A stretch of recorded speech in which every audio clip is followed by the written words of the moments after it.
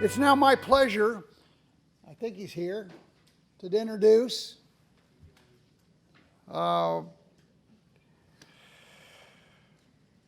Jared Holbrook. Are you still here? Oh, he's behind me. I was waiting for you to come from the other side.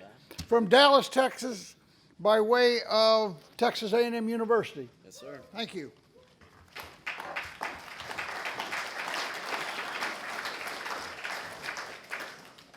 Howdy.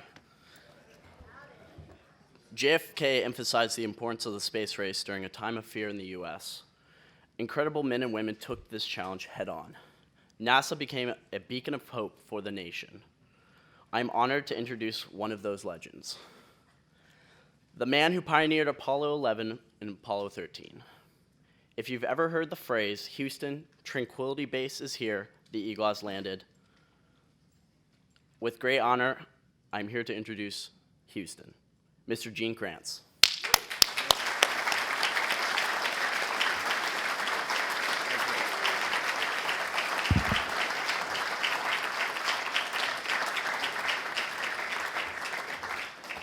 Thank you, Jared. You know, it's a real privilege. I have a couple Aggies in the family. To be introduced by an Aggie here. Now, the thing is, they told me I had 3 hours to speak, so we'll have to be, speaking through lunch here. But Jared said no. He says he'll give me a call when I got 5 minutes. So he's going to stand up and give me sort of a heads up what I got. When I finish, I have a 3-minute video of the actual lunar landing. And I think that will put this year, this decade of the 50th anniversary, sort of in context what is happening.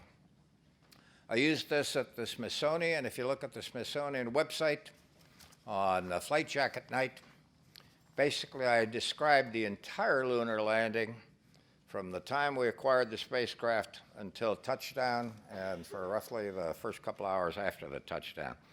So there's a lot of details I'm going to leave out my 3 hours here. Okay? But anyway, I was born in 1833. My father died. My father's a World War I veteran. He died. And my mother, we lived very close to the American Legion boarding house. And basically, she operated the boarding house for the soldiers, sailors, and airmen during World War II. And basically, my two sisters and I grew up in an environment of duty, honor, and country. And this is what I think inspired us as we moved in our journey through life. I wanted to become a naval aviator because we lived very close to the Naval Air Training Center, Great Lakes. And many of the people at our house were going to become aviators there. And I got an appointment to Annapolis, but unfortunately I failed the physical. So the Navy's loss was the Air Force gain. And I moved into the Air Force, went through a small aviation college, Parks College, and basically got my commission, my wings at Laughlin Air Force Base, and then I went through Fighter Weapons School out at Dallas. I learned to fly, fight, and win under the aces of the Korean War. I graduated, and first initially assignment was to Myrtle Beach, 354th Fighter Day, which was commanded by Colonel Gabreski, a double ace, ace in Korea, as well as in World War II. And he was what I'd say an inspirational leader because he used to travel around. He had a colored Jeep. He'd travel around to the various locations on the base, indicating his various presence. They'd say, hey, Gabreski's here, Gabreski's there, we're headed on the line. Where basically Gabreski made all of these people part of the great team on the 354th. When the vagaries of military orders, I just finished checking out the F-100, but I got assigned to an F-86 base at K-55 Korea. And while I lost my love affair with the Hun, this really established a love affair with the Sabre. A marvelous, marvelous fighter aircraft. We flew down on the Taiwan Straits, top cover during the period of time when the nationalists would resupply the islands of Quemoy and Matsu. I served as an air controller with the 7th Infantry. And returning to the States, I elected to go to reserve status. And looking for the jobs that were around there, and there was an opportunity to move into flight test with the B-52 aircraft. And I became a flight test engineer on the B-52, 56-695. It was one of the models. But it was a flying test bed that basically in the Bombay, they had trapeze and they had all kinds of equipment in there. They could lower such things as a J-85 jet engine, which we did a lot of development work. We did air starts on it. We had the Quail missile in there. We did separation studies from various equipments they would install in the forward Bombay. We did tough studies. We did acoustic studies. So it was truly a great program, and it was very enjoyable. It lasted about 30 months. And at the completion of the program, I had the opportunity to move to Edwards with the F-4 or go up to General Dynamics and learn about rockets. But I saw an advertisement in Aviation Week that sort of was challenging. It said they're looking for qualified engineers to determine the feasibility of putting an American in space. I thought, gee, this sounds like a pretty cool job. So I sent in an application. I didn't hear from anybody for roughly about 6 weeks. Now, all of a sudden, I get a phone call. Somebody says, you still interested in coming here? And I said, yes. They gave me a reporting date, and I reported to Langley Field in Virginia. And I sat around reading manuals. We had a relatively small group of people in this office. People would come in and say, hey, take someone, you're going to engineering, you're going to recovery, you're going to launch operate. Nobody wanted me. Until finally, my life changed. A guy by the name of Christopher Columbus Kraft came in, tapped me in the shoulder, and said, I want you to go down to the Cape, write a countdown, write some mission rules, and when you're through, give me a call and we'll launch. I didn't know anything about rockets. I didn't know anything about the spacecraft, but basically I had worked this program out at Holloman Air Force Base in the B-52. So it was a very interesting challenge. I found out the Hangar S has got the spacecraft. You found out where the blockhouse were, both for the Redstone. You found out where range safety were. You got to know the telemetry and the command guys in this place called Mercury Control. So it was a marvelous place growing up and learning the business of spaceflight literally from the ground up, writing the book. Now, one of the most interesting things was the quality of leadership that we had in those days. NASA and the entire aircraft industry was just literally full of leaders. Our boss in Project Mercury was Walter C. Williams. And if you haven't taken a look at him, he basically established the high-speed test station out at what we call Edwards Air Force Base today. I did a lot of work in development of the late fighter aircraft of World War II, the P-47, P-51. Basically, he was a project engineer for the X-1 rocket ship. He was Chuck Yeager's boss. And basically had the responsibility for the steering committee for all of the X series of research aircraft, spacecraft. He was the toughest man I have ever known. He was a brawler. When you went into one of his meetings or down there, and he'd call you in particular, he was very interested in mission rules because I was writing the mission rules for the program. He would go to sleep on you. And all you'd say, you'd try to make up your mind, am I going to continue or not? And all of a sudden his hand would go out and he had these big box of Necco Mets, about that big. He'd shake them out, pop one in his mouth and go back to sleep. But the problem was, when you finished, he heard every word that you had and he asked the darndest questions I've ever had in my life. The Space Task Group was an incredible entity. I don't know if in modern day America there is an organization capable of building in the same fashion. When they established the Space Task Group, they gave Dr. Robert Gilruth the responsibility to head up the organization. And he came from the Langley Research Center, which was the mecca of aeronautical knowledge at that time. And basically, Gilruth went in and picked what he calls the pick of the litter, the top 50 people that he wanted in his organization.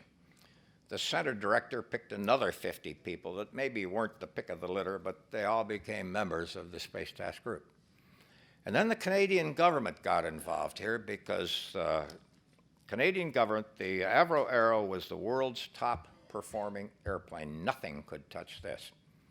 It was basically an interceptor to design any Soviets coming over the poles. This aircraft in 1958 had hit Mach 1.9, and an aircraft with the Orenda engine was expected to break Mach 2. The Canadian government, however, decided they could not afford to build that aircraft, and they canceled the program. And Avro laid off 12,000 people in one day in the Toronto area, which was devastating not to the economy. And the government sent people down with welding torches a couple weeks later to destroy every aircraft that was sitting in the flight line, and 5 out of the 6 had flown. Well, this really ticked off the people, the engineers in the program, and Jim Chamberlain was the program and project manager at that time. So Jim calls up Dr. Gilruth and says, you know, I got a bunch of good people up here that would like to work on your space program. These two had been working in high-speed aerodynamics for the Arrow.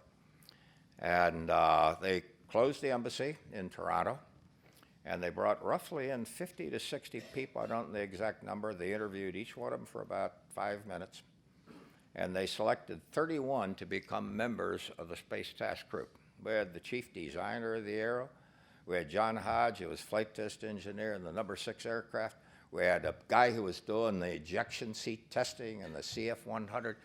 We had basically the pioneers of aeronautical research in those days. So now they're the middle part of the organization of the Space Task Group. And I came in with a group of young Americans, generally some people just served in the military, others just out of college, and we were the raw material for this thing called the Space Task Group. And it was amazing the mixing of these 3 cultures resulted in a capacity that was greater than the sum of its parts.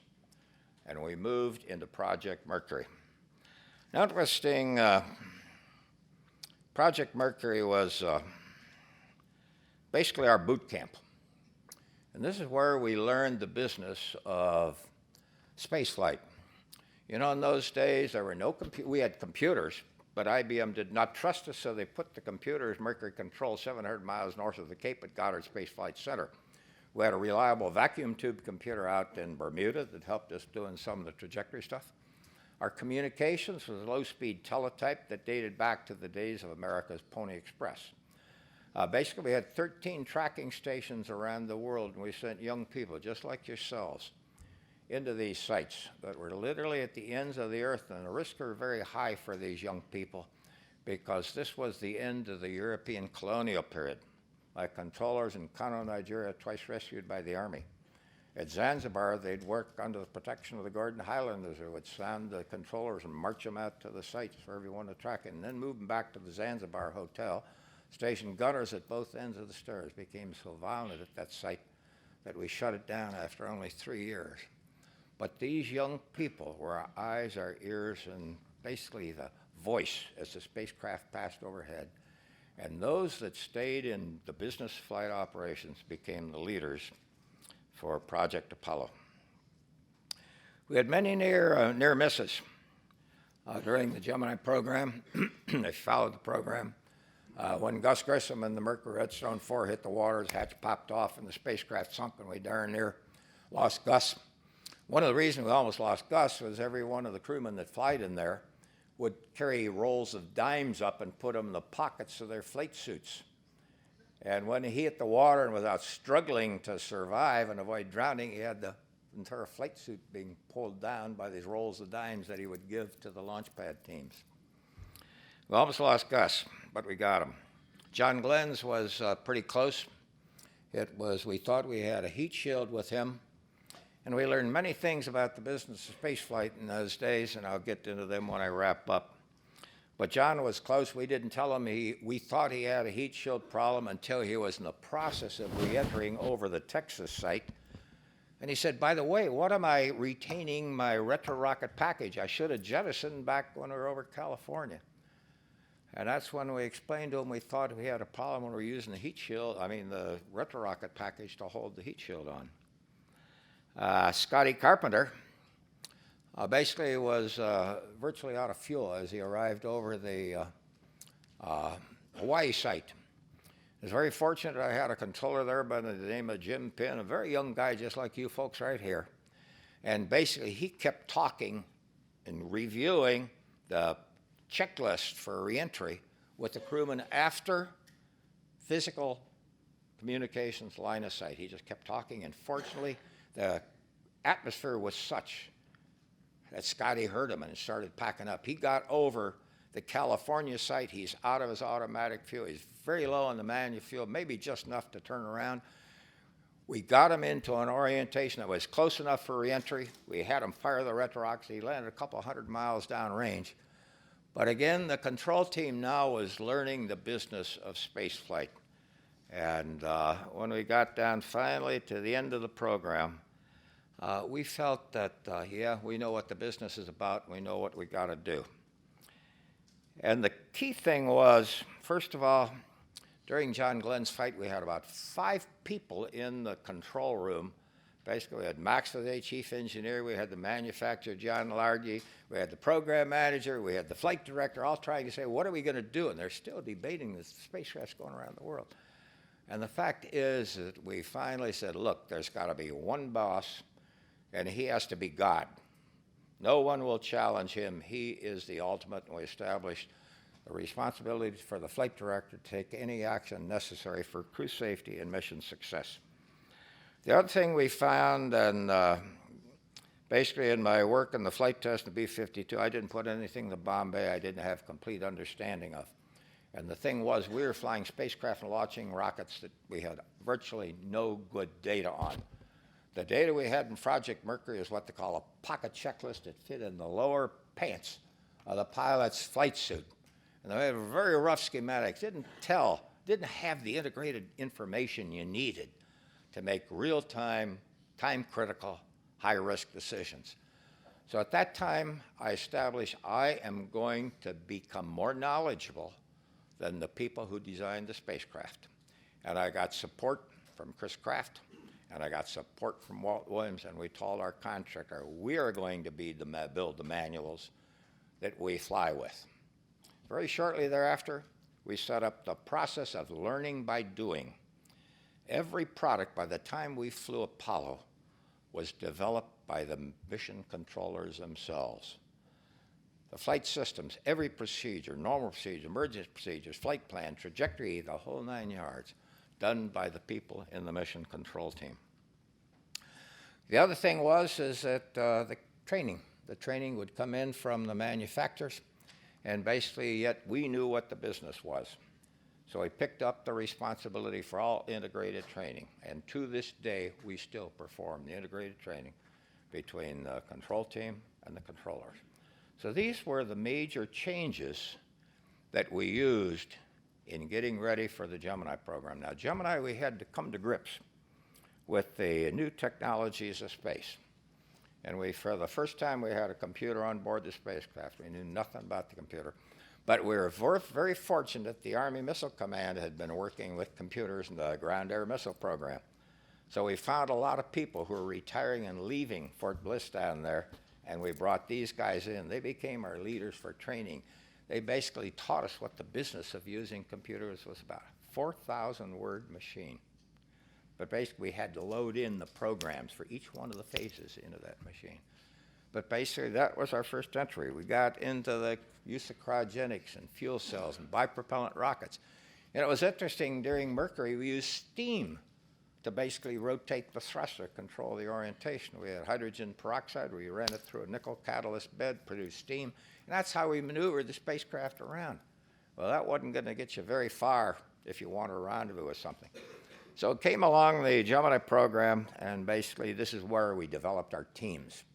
And they were I won't say darn good, they're the best darn teams I'd ever worked with in my life. And we demonstrated incredible flexibility. We started biting the bullet for things that normally you wouldn't do. The first Gemini 4 mission, we said, well, let's try to do a rendezvous with the booster. So we'd separate from the booster and try to do it. And every pilot, boy, they're experienced in formation flying, but boy, it didn't work worth a darn there. They'd thrust toward the guy to rendezvous and it'd separate them. There's something different about this new environment. And finally, we established a simulation capability that allowed us to train the crews as well as the ground. So we basically had now started to break ground in these technologies, and we moved into the Apollo program. And myself and Englishman John Hodge and Chris Kraft were the flight directors for the Apollo 1 mission. Basically, we all transitioned after we had finished assigned missions in Gemini. And we were sitting in the console January 27, 1967, roughly 1 month from launch. And our crew members were Gus Grissom, Ed White, and Roger Chaffee. And we had worked with Gus in the Mercury and the Gemini program, and I worked and did most of the procedural development work for Ed White's EVA. Roger Chaffee was sort of unknown to us, although he did have a reputation as one of the Navy pilots who took the pictures over Cuba during the missile crisis. The tests this Friday hadn't been going very well. We had problems with communications. We had problems with life support. Basically, crew reported noxious odor inside the spacecraft. Test procedures we'd frequently call halts and countdowns, sort of problems. And 4 minutes after we entered the hold, before we transferred internal power, fire exploded in that spacecraft. And those of us that were there that day will never forget it. It was searing. But basically, it was what we needed to get our act together to follow President Kennedy's challenge to go to the moon. And we did. We became tough and competent. And those were the words that were written in every blackboard in mission control and in my office area, tough and competent. And we went and we flew the first of the Apollo missions, Apollo 7. We had a sick astronaut on board, but that's okay. We can handle that. But it turned out to be that spacecraft was literally perfect. And then we looked at it. It was time to play guts poker because the lunar module was well behind in the development of the software.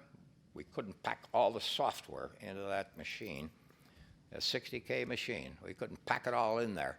We were overweight. So what did we do? We decided, let's go to the moon. And go to the moon with no escape system, just the basic command service module, the systems that are on that, second flight test, and go for it. And it was interesting sitting in mission control that Christmas Eve, listening to the crew, reading from the book of Genesis as they circled the moon. And it was a wonderful Christmas Eve. And it was a Christmas Eve that our nation needed badly, because within that decade we had the protests against Vietnam, we had the civil rights issues that were coming up. It was good for America that day. So then finally we got ready to move into the Apollo program. Go into the final phase of the Apollo program. I flew the first manned flight test of the lunar module on the Apollo 9 mission. And it's interesting, we developed a lot of the procedures that we didn't know at that time that we would use to save the crew of Apollo 13. Training people would put us in the wrong end of the rendezvous. We had 3 rendezvous we had to do during that training, and they'd put us out with the lunar module out there, and we'd have to come up with do a command service module rescue. We learned to power down the spacecraft, et cetera. How do we stand? Where's my Aggie? How much time have I got?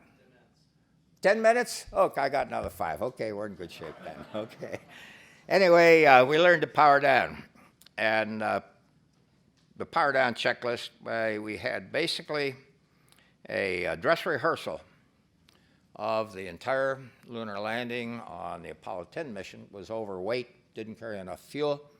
The software had yet to be completed. And basically we came down to roughly about 45,000 feet, decided we would terminate that, power up, and execute fire in the whole staging. And that was sort of the baseline that we had going towards Apollo 11. Now, Apollo 11 was sort of a dream mission for, by this time I was the director of the Flight Control Division. After the Apollo fire, they had the organization change. And you talk about the luck of the draw. Since I had to run the division as well as try to be a flight director, I selected only the odd-numbered missions. Okay, so I had 1, 5, 7, 9, 11, 13, 15, 16, and 17. So the luck of the draw basically established that I would be part of the first lunar landing mission.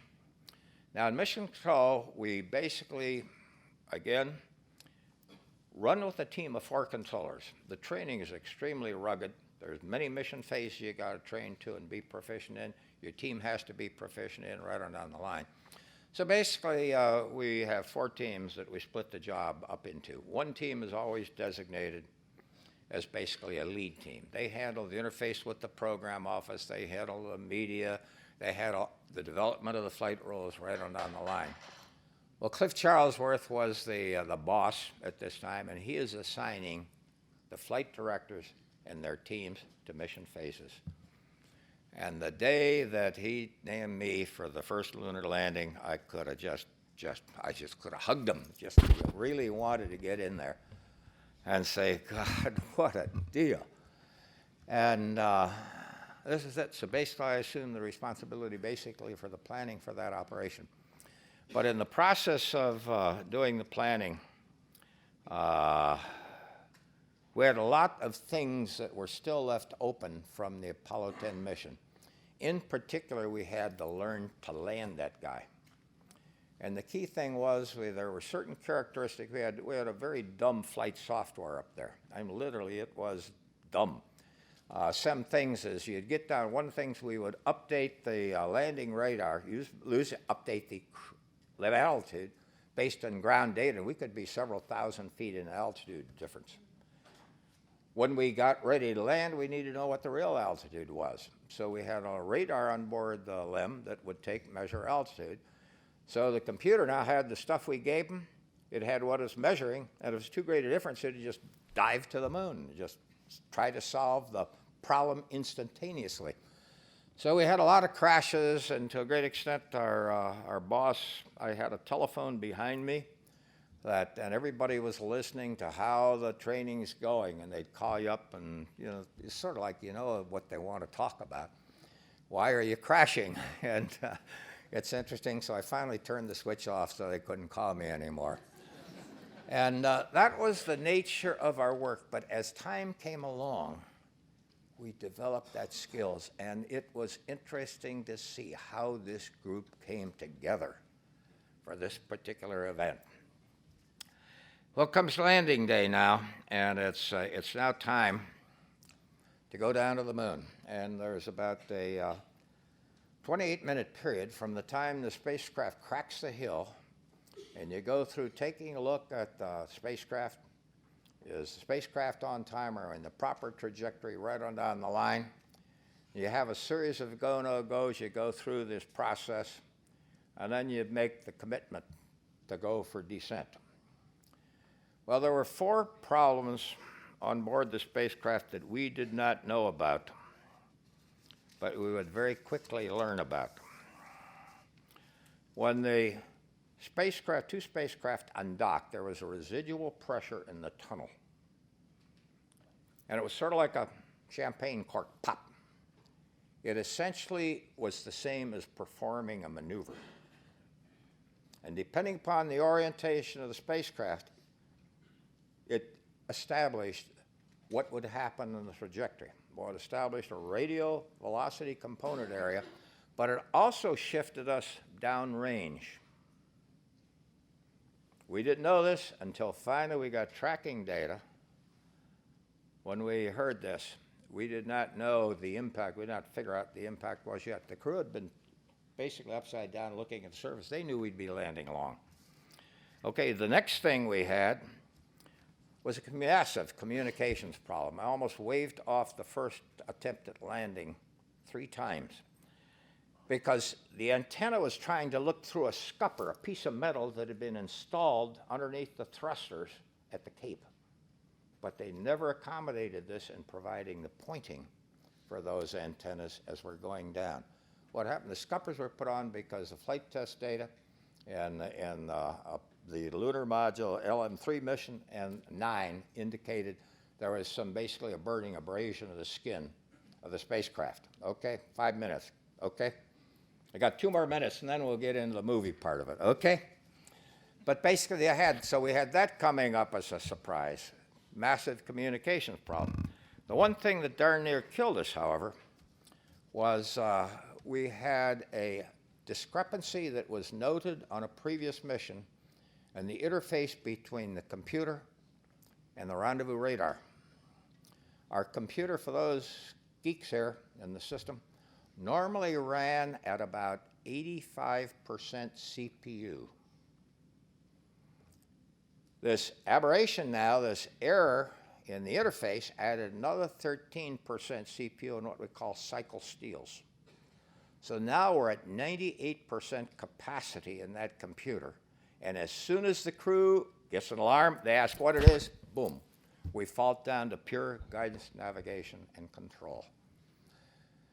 This was probably one of the toughest calls because when my guidance officer is trying to make that decision, he is also trying to say, do we accept the landing radar we got?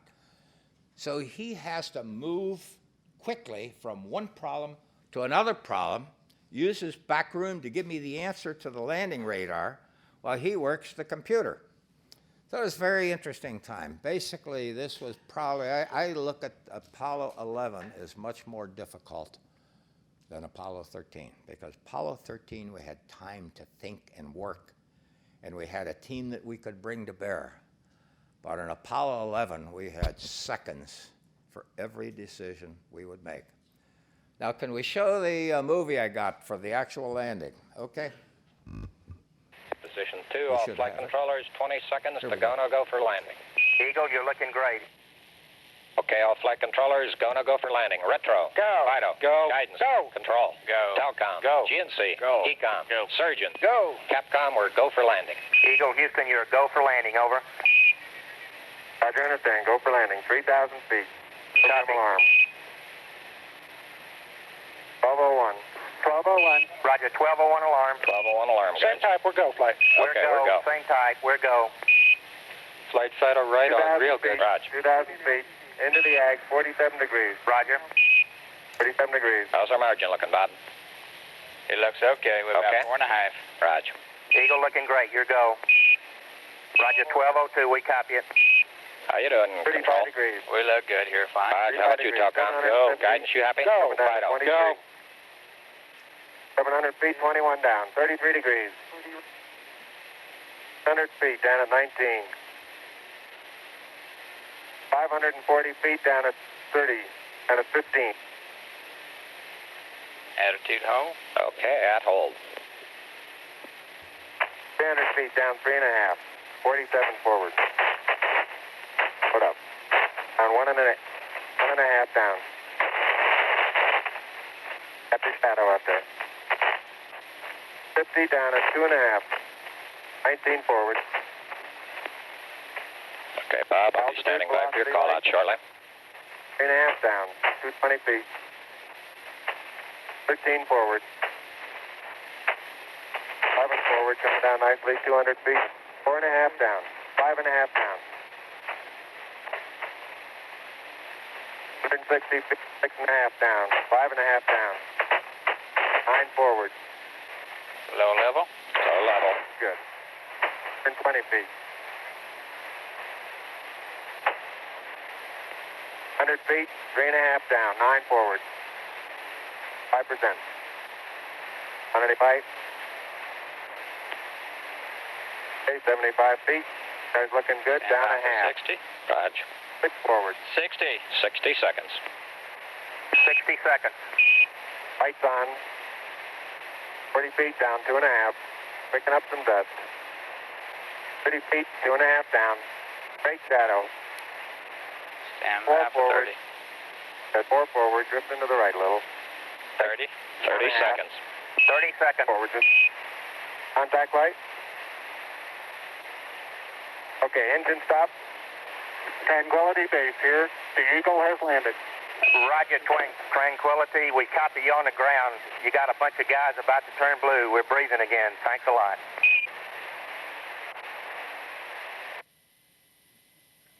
That was.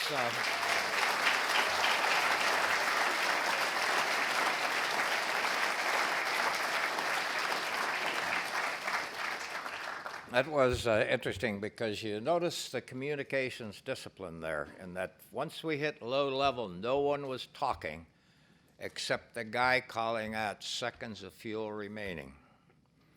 And we had a guy in the back room because we knew that once we hit low level, we had 120 seconds of fuel at a 30% throttle setting. And he had a stopwatch in each hand, looking at an analog trace of above and below 30%, trying to mentally give us the answer on how many seconds of fuel remaining we had. And we got good enough we could nail it within about 10 seconds. When we landed the moon, we thought we had 17 seconds. We were pretty close to about 30 at that time. But when you go down the moon the first time, that's calling it pretty close. The other thing was the go back into the computer program alarms. Neil Armstrong is a pilot. I don't know if you've seen him flying the lunar landing test vehicle, but when he punched out of that thing, he had rotated about 90 degrees in his ejections. He went out horizontally, had about 3 swings in a parachute before he hit the ground. Pilots, when they got a problem, first attention is to fly the airplane. And as soon as those program alarms started occurring, he knew he didn't have any ejection capability up there. If he had a problem, he'd be over in the abort guidance system. So he was flying that airplane. He should have been, when those first alarms came out, looking at his landing site and picking out, maneuvering the spacecraft using the landing point designator to find a place to land. At the time that he came down there, he was basically surrounded by basically in front of him there was basically a crater that was about as large around as a football field. And he had to make the decision, am I going to land short of or fly over? If he landed short of, he wasn't absolutely sure that maybe he had cleared anything that was behind him, so he decided to fly over. The other thing that was very interesting during this here is that during this entire flying around the surface, basically he was blowing the lunar dust. And I don't know how many of you have driven in a snowstorm down a road with the wind behind you. The snow's moving, so it's really hard to figure out what's going on. And basically he had to find a large boulder over there. He found one that was about 3 meters. And basically that's what he used to determine his reference. Somebody's going to ask me, would I like to do it again? Yeah, I'd like to do it again because we worked for 2 solid hours making sure it was safe to remain on the surface before we could join the rest of the world in celebration. So I'd like to do it one more time so we could join the world celebrating at the moment of landing. Okay, questions? That's enough, right?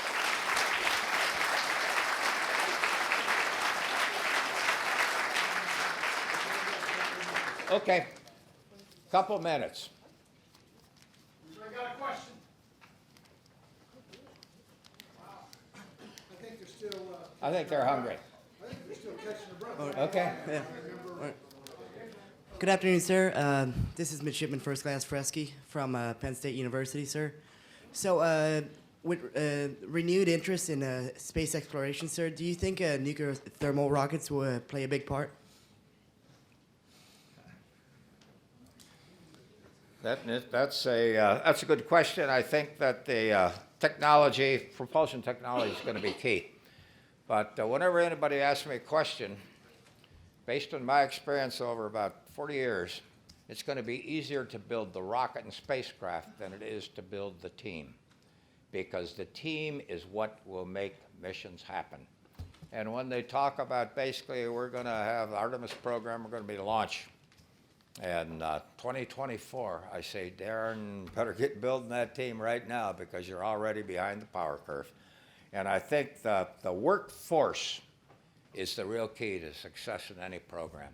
And we are blessed to have this marvelous space task group with the experience it brought in. I think today we don't have the broad experience base in the aerospace industry we once had. So you're going to have to rebuild leadership. I was talking up at the cruise committee.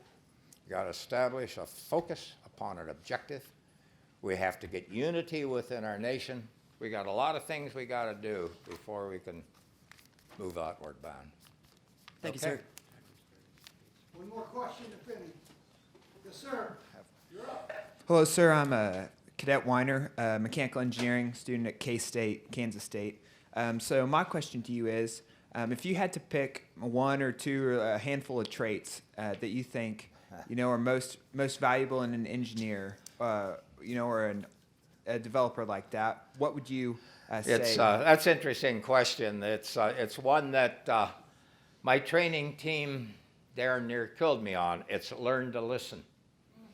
Okay? And I was getting ahead of the training team, so I was getting ahead of the team and making some of the answers, coming up with the answers, and I really wasn't let them do the work because that's their job. And basically, they nailed me one day to the point where I executed an abort and I landed the crew in the Atlas Mountains.